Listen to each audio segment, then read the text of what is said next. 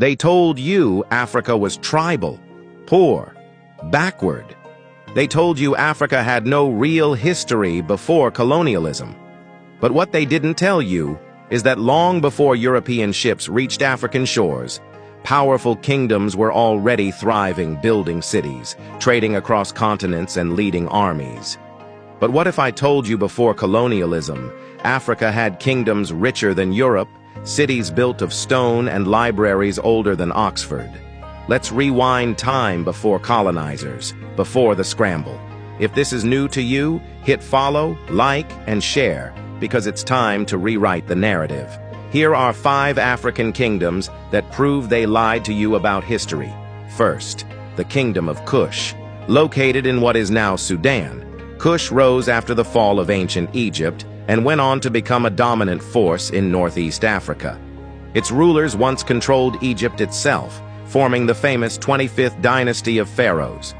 Kushites built over 200 pyramids more than Egypt, especially in the city of Meroe. They developed their own written script, known as Meroitic, and had powerful female monarchs called Kandakis, who commanded armies and held absolute authority. Kush thrived for centuries, trading gold, ivory, and iron along the Nile and into the Mediterranean. It finally declined around 350 CE after an invasion from the Aksumite Empire. Second is the Empire of Mali. Located in West Africa, Mali rose in the 13th century and became one of the richest empires in history. Its most famous ruler, Mansa Musa, was so wealthy that his 1324 pilgrimage to Mecca caused a temporary economic collapse in parts of North Africa due to gold oversupply. Mali was not just about wealth. Its cities, especially Timbuktu, became global centers of learning and scholarship. Thousands of manuscripts were written on science, law, philosophy, and religion.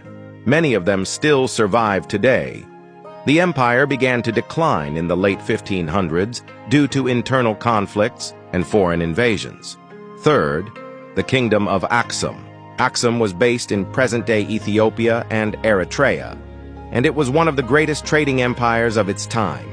The Kingdom of Aksum stood as a powerful empire from the 1st century to nearly 1000 AD.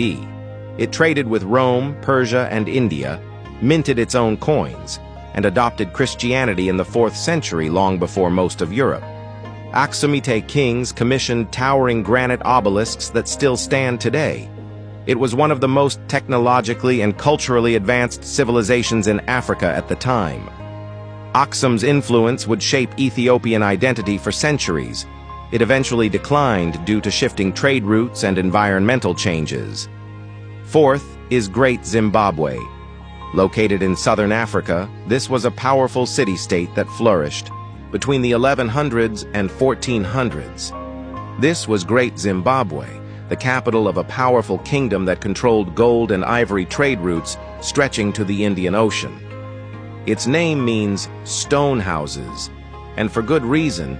The city was built from enormous stone blocks, all placed without mortar, forming towering walls and enclosures.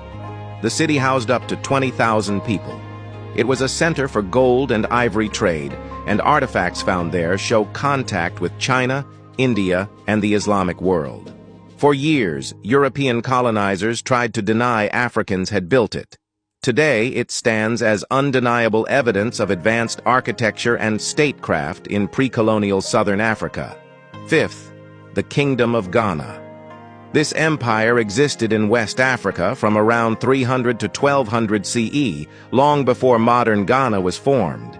It controlled vital trade routes across the Sahara and became one of the richest regions in the world at the time. Arab historians wrote that gold was so abundant in Ghana that it seemed to grow from the ground. Ghana had a structured legal system, a powerful army, and a capital city where trade, diplomacy, and justice thrived.